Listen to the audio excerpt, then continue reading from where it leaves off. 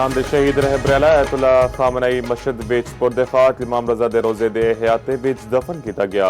मस्जिद विच पुत्र मुस्तफा खामनई ने शहीद प्यो की नमाज जनाजा पढ़ाई। लखन लोगों की शिरकत अहले खाना ते दूजे शहीद अफराद की भी नमाज जनाजा अदा।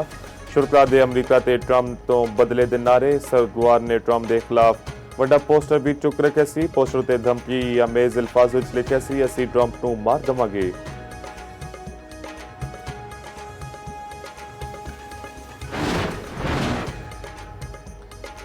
पाकिस्तान में दहशतगर्दी के पिछे भारत है। भारत दहशतगर्दी नूं असलाह ते पैसा फराहम कर रहा है।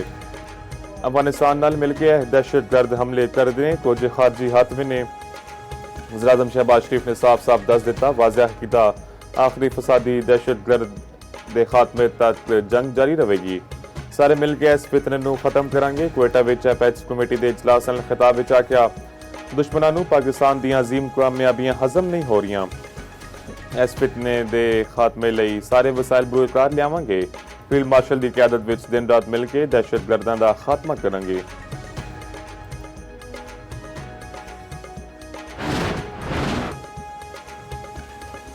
ज़ियारत हमले विच शहीद 4 पुलिस एहलकारां दी नमाज जनाजा अदा। 3 शहोदा दी नमाज जनाजा संजावी विच अदा। शहीद एहलकार मोहम्मद अकबर शरानी दी नमाज जनाजा ज़ियारत विच अदा। शहीद शहोदा नूं मुकम्मल सरकारी एजाज दे नाल सुपुर्द खाक किया गया। बलोचिस्तान पुलिस के दस्ते ने सलामी पेश की थी। दूजे पासे सूबाई वजीर का कहना है, हना और अड़कली बबरी तो अगवा होने वाले 11 बंदियां नूं बाजियाब करा लिता गया।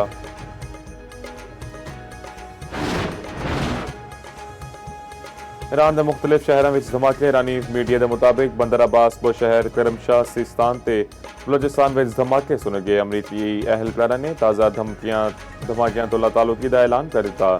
पिछले दिहाड़े ईरान के 5 सूबों में हमले किए गए। अमरीकी हमलों में 14 बंदे शहीद, 78 जख्मी हुए। सर्क बंदर अब्बास बुशहर चाबहार ते कोनार्क विच धमाके। रेलवे पुल बंदरगाह ते एयरपोर्ट टारगेट बने। प्रोजेक्टाइल्स के टोटे डिगन नाल इमाम अली हस्पताल भी मुतासिर। मैरीटाइम ट्रैफिक कंट्रोल टावर नूं कुछ नुकसान अपड़िया। हमलों के बाद तेहरान मशहद ट्रेन सर्विस मुअत्तल। ईरानी बंदरगाह के कंट्रोल टावर नूं शदीद नुकसान। अमरीकी फौज के मुताबिक ताज़ा हमलों में ईरान के 90 फौजी अहदाफ को निशाना बनाया गया।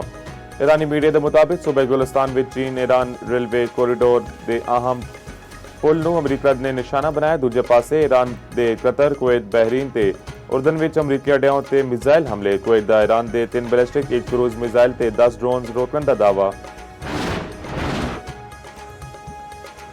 अमरीकी सदर दी ईरान नूं बहरी जहाज़ों ते होर हमलियां तो बाज रहन दी वार्निंग। आखिया दोबारा कोई कार्रवाई हुई तो नताइज किधरे वध बुरे होणगे। दावा किया ईरान ने फौज फोन करके आख्या है कि वह डील चाहता है। नहीं लगता कि ईरान नाल जंग दोबारा शुरू होने जा रही है। ईरानी सदर मसूद पज़ेश्कियान ने अमरीकी सदर डोनाल्ड ट्रंप दे बयानात नूं तोहीनामेज़ करार दे दिता। आख्या ईरान ट्रंप दीआं तोहीनामेज़ गल्लां दा जवाब नहीं देवेगा। दूजे पासे ईरानी वजीर खारजा अब्बास अरागची दा तुर्क ते यमानी हममनसब दे नाल वक्-वक् टेलीफोनिक रबता। आपने होरमुज़ दी सूरत हाल उत्ते गलबात। फुटबॉल वर्ल्ड कप का फाइनल मरहला शुरू। पहले क्वार्टर फाइनल विच फ्रांस ने मराकेश नूं 2-0 नाल हरा के सैमीफाइनल विच थां बना ली। फ्रांस के एम्बापे ते उस्मान ने गोल किए। गोल्डन बूट की रेस विच शामिल फ्रांस के कल्याण एम्बापे तवज्जो दा मरकज़।